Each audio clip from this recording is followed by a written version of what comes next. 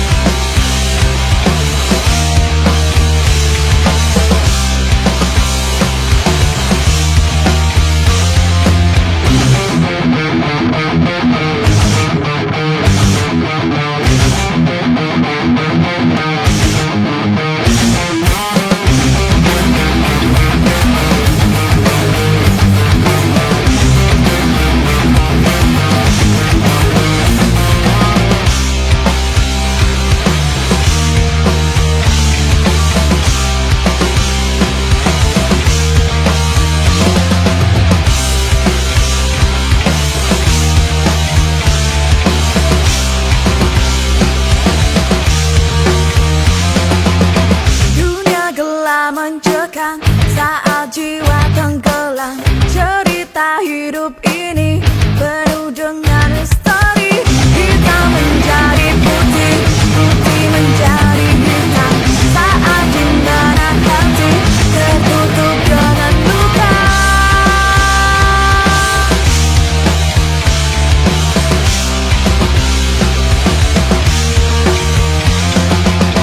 Dengarkanlah cerita dalam jiwa, semakin keras terdengar, menyayat hati ini. Takkan pernah tergoda jiwa-jiwa yang suci saat dimana hati tertutup dengan luka. Tenggelam dalam mimpi, mimpi yang terburuk, tak ada yang terindah. Tenggelam dalam mimpi, mimpi yang terburuk, tak ada yang terindah. Lukaku, luka mereka yang telah lama terpurukkan,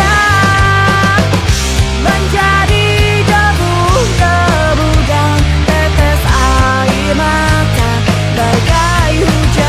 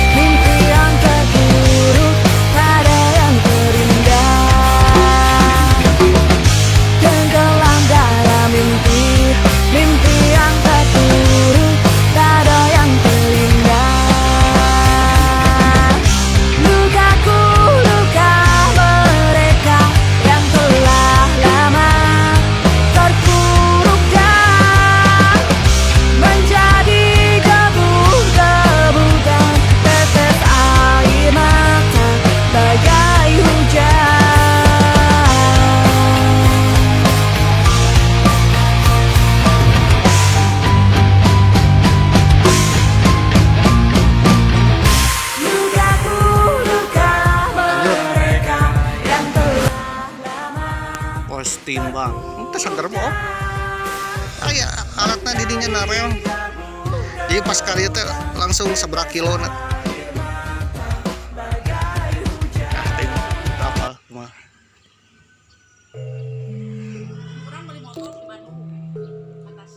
Rel ya. Kayaknya ini rel khusus ke daerah jalur Tasik Singaparna. Iya. Oh, pos timbang. Pos timbang.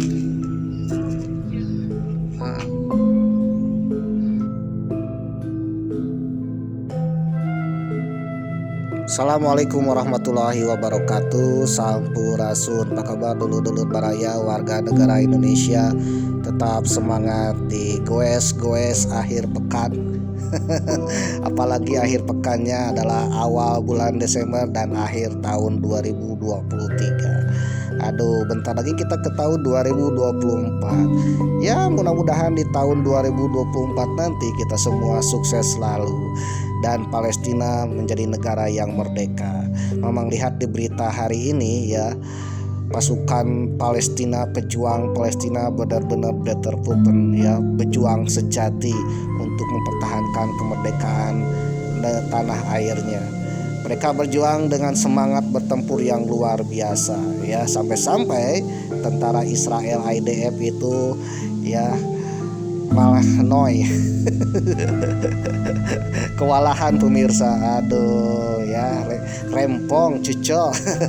Ya, mudah-mudahan di tahun 2024 nanti atau sebentar lagi Palestina menjadi negara merdeka, amin, terbebas dari Zionis Israel, amin. Itu membuktikan bahwa senjata yang canggih tidak menentukan untuk kemenangan sebuah peperangan pemirsa, tapi yang menentukan peperangan itu adalah semangat bertempurnya ya, semangat juangnya. Percuma kita mempunyai senjata yang canggih tetapi mentalnya mental kerupuk. Ada suara petasan dikit aja lari tunggang langgang. Waduh. Ya, mudah-mudahan perang Israel Palestina berakhir dengan kemenangan Palestina, amin. Oke guys mania, Mamang kali ini akan melanjutkan menuju kampung siluman di kota Tasikmalaya. Ini adalah salah satu kampung yang bukan apakah dunia nyata atau dunia gaib nih. Kalau kalian penasaran ya ikuti aja channelnya sampai episode terakhir. Nah, sebelum ke kampung siluman, Mamang singgah dulu di stasiun Tasikmalaya. Siapa tahu ada kereta api Serayu Pagi atau Lodaya yang singgah di stasiun Tasikmalaya ini pemirsa. Ya, itu mengabadikan momen kedatangan kereta api tersebut. Karena kedatangan kereta api kalau bagi Rayovan itu sangat menyenangkan sekali. Sekaligus istirahat ya, untuk menambah kekuatan menuju kampung siluman. Mamang istirahat di area stasiun Tasikmalaya dekat pos timbang. Di sini areanya cocok ya untuk mengabadikan kedatangan momen kereta api. Kalau di stasiun penumpang kita tidak boleh masuk pemirsa, tapi kalau di sini kita bisa melihat langsung kereta apinya. Ya, siapa tahu ada kereta api yang lewat sambil meminum air mineral karena lelah lumayan ya, goes-goes itu pemirsa. Nah, sambil duduk di dekat pos timbang ada yang aneh nih ya, ada sepotong rel ya kira-kira sekitar 5 meteran terpotong secara terpotong sini, dan relnya ini rel jenis lama pemirsa. Aduh, menurut Mamang ini rel 25 atau rel 33 ya, kalau kalian tahu lah komen. Tapi ini jenis relnya lama, beda dengan rel yang ada di sebelahnya di rel aktif. Itu relnya besar-besar, kelihatan itu rel 64 atau 54 ya. Dan ini rel lama. Kalau rel lama pasti dulu ada jalur di sini. Nah, ngomong-ngomong tentang jalur tua di Tasikmalaya, ada jalur rel kereta api tua dari Tasikmalaya menuju Singaparna. Kebetulan kampung Mamang ada di Singaparna. Dahulu ketika kecil pernah lihat relnya, tapi keretanya sudah tidak jalan lagi. Dan sekarang rel itu berubah menjadi rumah-rumah, menjadi permukiman, bahkan jalurnya pun hilang. Nah, kemungkinan rel yang sepotong ini merupakan rel jalur antara Tasikmalaya menuju Singaparna. Konon jalur kereta api antara Tasikmalaya dengan Singaparna itu jalur legendaris ya, jalur ekonomi yang menguntungkan bagi pemerintah kolonial Belanda pemirsa. Oke goes mania, Rayovan mania ya, Mamang akan bercerita tentang jalur antara Tasikmalaya menuju Singaparna. Ini adalah jalur legendaris yang melewati tempat-tempat ekonomis ya, entah itu pusat perbelanjaan, pasar, bahkan perkebunan. Oke, gimana ceritanya? Kita ikuti aja episode kali ini, cerita tentang jalur legendaris kereta api dari Tasikmalaya menuju Singaparna ya. Kita bernarasi sambil istirahat. Oke guys mania, ngomong-ngomong tentang jalur tua di Tanah Priangan ini ternyata banyak sekali. Di antaranya ada jalur Cibatu Garut, jalur Banjar Pangandaran Parigi, ada juga jalur Ranca Ekek Tanjung Sari, jalur antara Bandung Soreang Ciwidey, Bandung Dayakolot Majalaya, dan juga jalur tua yang lainnya seperti Cirebon Kadipaten.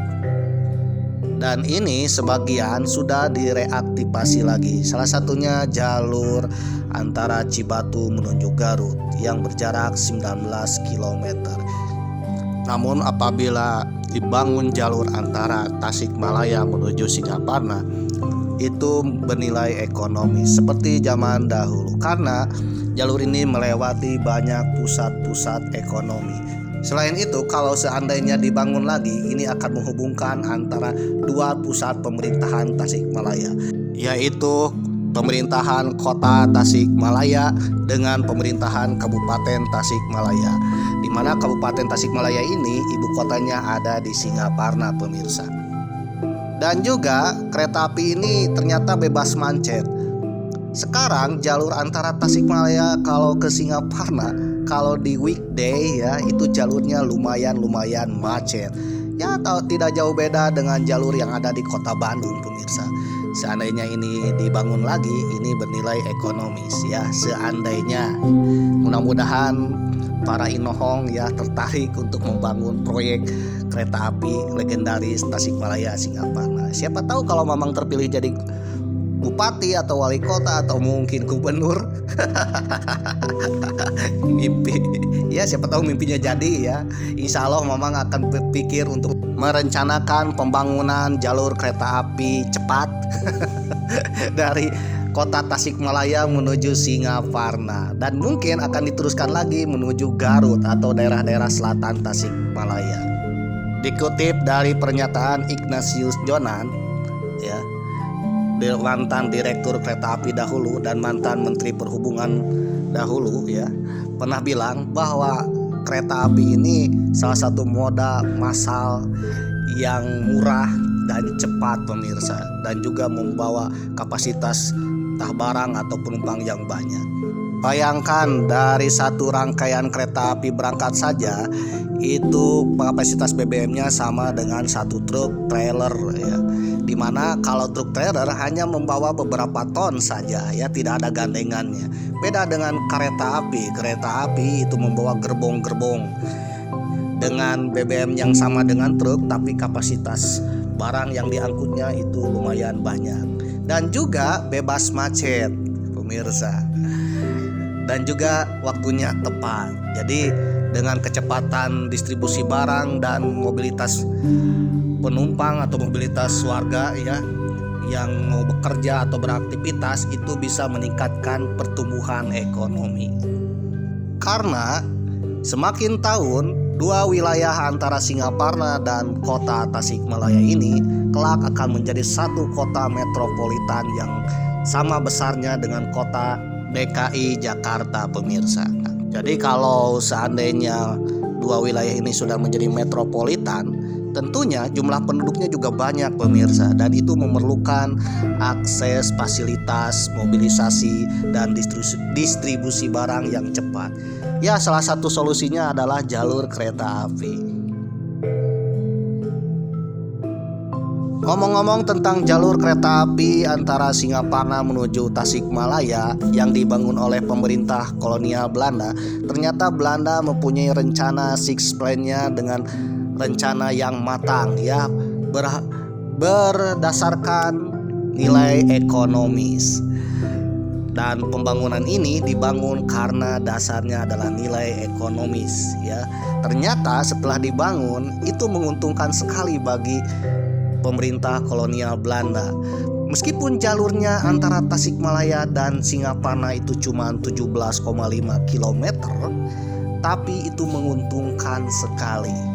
Dikutip dari laman tirto.id, setelah menyelesaikan jalur kereta api Bogor Cicalengka pada tahun 1884 dan jalur Cicalengka Garut tahun 1889,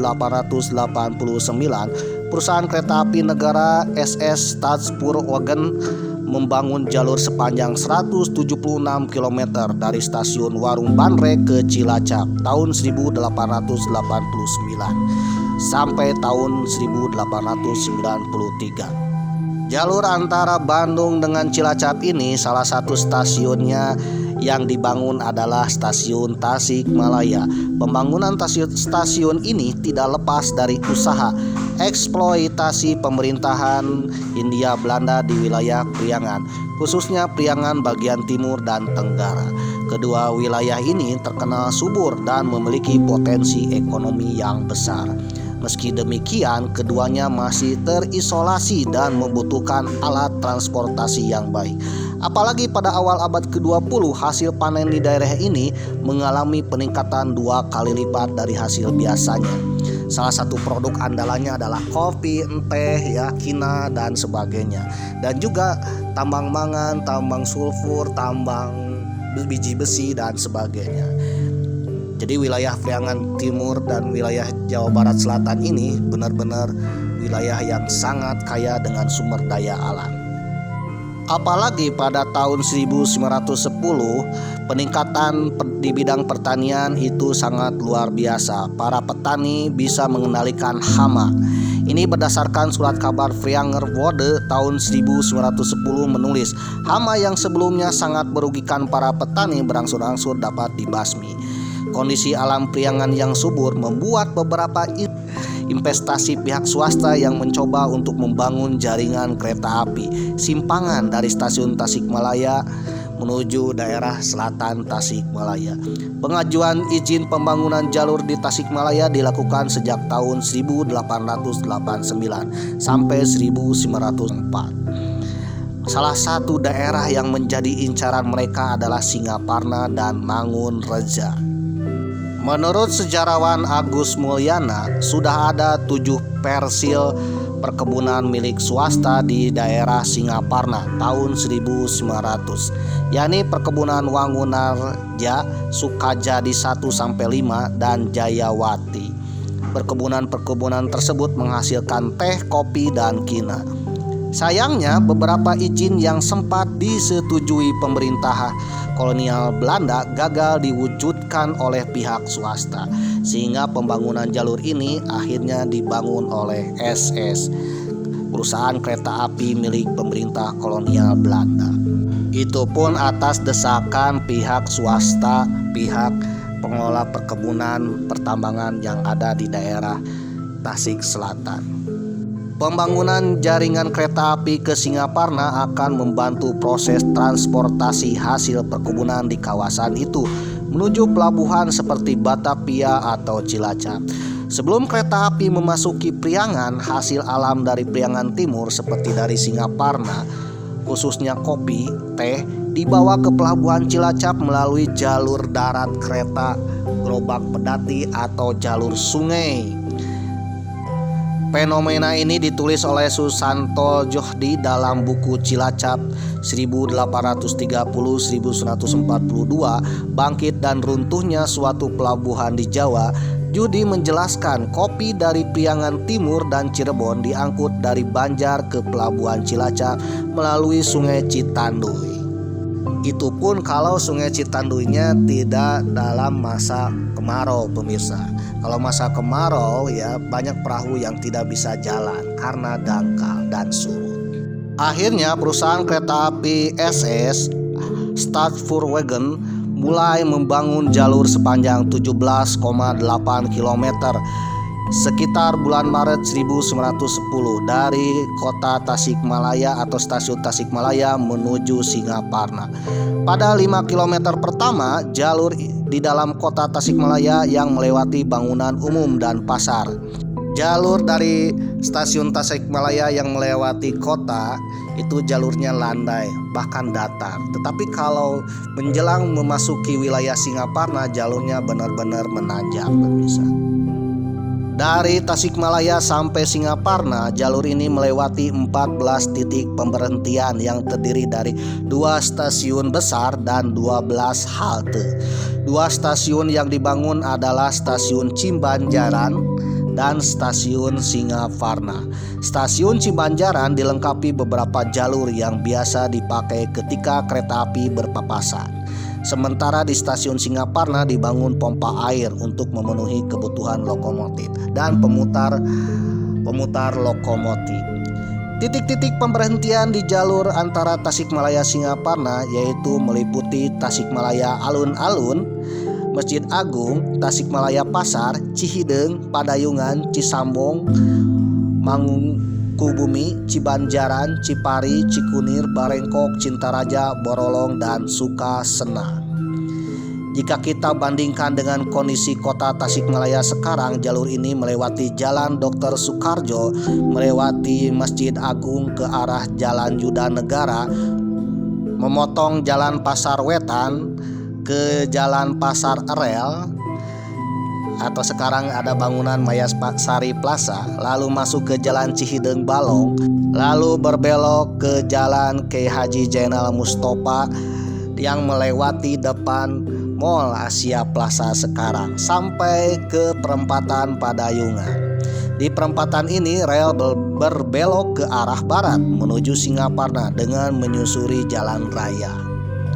Setelah berbelok dari Padayungan, jalur ini akan terus menelusuri jalan raya pemirsa sampai ke yang sekarang adalah Bundaran Bypass ya.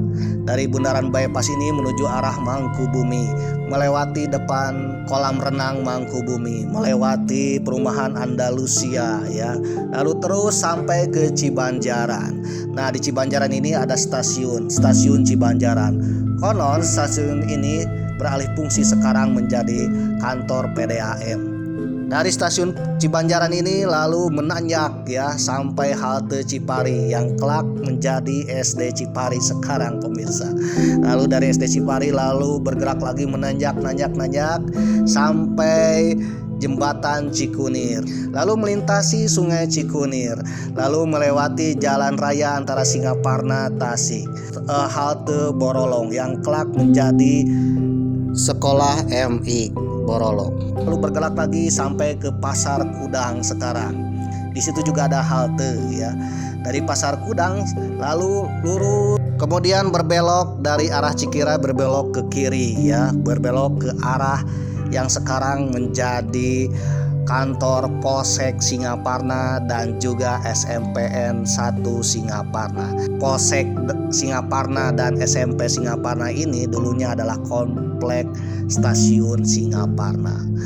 Ya, kelihatan kalau dulu kantor polisi dan juga SMP Singaparna ada sebuah peron dan gudang yang kelak menjadi lab biologi dulu ya, tahun berapa ya, tahun 1997. Kalau sekarang mungkin dipugar.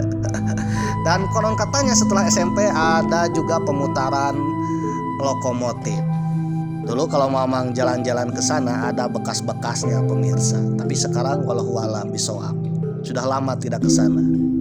Konon jalur ini akan diteruskan lagi dari Singaparna menuju Mangunreja, menuju Cibeti. Bahkan konon katanya dalam six plan-nya rencana pembangunan kolonial Belanda, jalur antara Singaparna ini akan disambungkan dengan jalur Cikajang Garut Cibatu. Namun terkendala oleh topografi dan juga kondisi alam yang berbukit-bukit. Salah satunya adalah Sungai Ciulan. Setelah stasiun Singaparna, sebelum masuk ke Mangunreja itu ada Sungai Ciulan yang sangat lebar. Karena ongkos dan harganya mahal untuk pembangunan jembatan, pada akhirnya pemerintah kolonial Belanda hanya sampai stasiun Singaparna saja. Dilansir dari tirto.id, jalur yang melewati desa-desa berpenduduk cukup padat ini dilayani oleh 4 rangkaian kereta. Rangkaian kereta ini hanya diisi oleh gerbong-gerbong kelas 2 dan 3. Selain gerbong penumpang, rangkaian-rangkaian ini juga dilengkapi oleh gerbong barang. Sebelum pembukaan, sebanyak 150 gerbong barang yang baru disiapkan untuk mengangkut hasil bumi di sepanjang jalur tersebut. Jalur Tasikmalaya Singaparna dibuka melalui upacara pembukaan yang cukup meriah di stasiun Singaparna pada 1 Juni 1911. Meskipun berjarak pendek, pengoperasian jalur Tasikmalaya-Singaparna dapat dikatakan sukses karena melewati daerah-daerah potensial secara ekonomi. Pada masa awal beroperasi, jalur ini memberikan pemasukan yang lumayan dan cerung berkembang. Pada Juni 1111 dikutip dari tirto.id, total pemasukannya sekitar 3.675 gulden. Artinya jalur ini menghasilkan 6,88 gulden per kilometer per hari. Setahun kemudian pemasukan meningkat menjadi 4.360 gulden atau 8,1 gulden per kilometer per hari. Ini kalau dirupiahkan berapa ya? Mungkin kita harus tahu dulu satu guldennya berapa nih pada masa itu pemirsa. Aduh. Bagi yang tahu komen di bawah ya.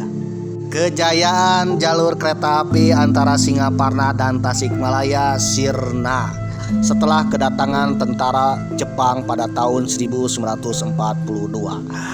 Kedatangan Jepang membuat jalur ini harus berhenti beroperasi, seperti halnya nasib yang menimpa jalur-jalur lain, seperti jalur Rancaikek Tanjung Sari, jalur antara Dayakolot Majalaya, jalur yang menghubungkan Tasikmalaya dan Singaparna harus berhenti, bahkan rel-relnya dibongkar. Ya, rel-relnya dibongkar untuk kepentingan Jepang. Salah satunya rel tersebut akan dibawa ke Riau dan Burma. Itu jalur antara Riau Sumatera Barat dan juga jalur antara Thailand dan Burma. Bahkan besi-besi yang karatan itu akan dilebur menjadi senjata bagi kepentingan tentara Jepang. Bahkan menurut kakek yang kebetulan tinggal di sekitar jembatan Cikunir, jalur antara Singaparna Tasik, itu dihancurkan oleh tentara Jepang. Jembatan kereta api tersebut dihancurkan. Jembatan tersebut kalau sekarang dekat dengan rumah sakit RSIA Respati pemirsa. Itu dihancurkan ya karena diambil besinya untuk dijadikan kepentingan Jepang. Ya salah satunya untuk dijadikan bahan senjata, dilebur menjadi senjata pemirsa. Akibatnya jalur antara Tasik dan Singaparna pada masa Jepang itu terhenti, bahkan nyaris hilang. Baru setelah kemerdekaan ya pemerintah Republik Indonesia sempat membangun jalur lagi, tetapi jalur tersebut hanya sampai Cikunir. Itu pun untuk kepentingan mengangkut pasir dari Sungai Cikunir menuju kota Tasikmalaya. Sedangkan untuk penumpang, menurut tirto.id hanya sampai stasiun Cibanjaran, antara stasiun Cibanjaran sampai kota Tasikmalaya. Itu pun pada tahun 1948. Sejak saat itu jalur kereta api Tasikmalaya Singaparna terlupakan. Bahkan tahun 1978 itu sempat ada kereta hanya sampai aliran Sungai Cikunir. Dari situ ya setelah tahun 1980-an tidak ada lagi kereta yang datang. Mamang ketika kecil ya sempat melihat rel-rel. Mamang itu kelahiran tahun 80-an, ada rel-relnya ya. Namun semenjak masuk SMP relnya sudah hilang pemirsa. Setelah Mamang masuk SMA, relnya berubah menjadi perumahan, pemukiman dan pusat bisnis. Hilang ditelan bumi. Lanjut.